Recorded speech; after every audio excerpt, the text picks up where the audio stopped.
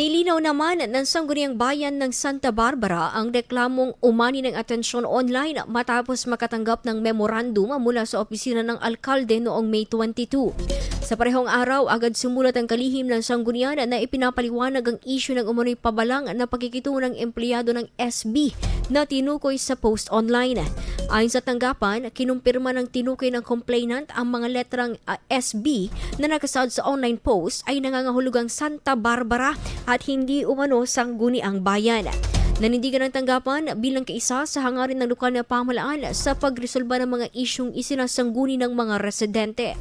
Patuloy naman na inilulutas na lokal na pamahalaan ang mga isyu sa pagpapadala ng kaukulang memorandum upang mabigyang-linaw ng iba't-ibang sangay ng gobyerno. IFM News. IFM News. IFM News.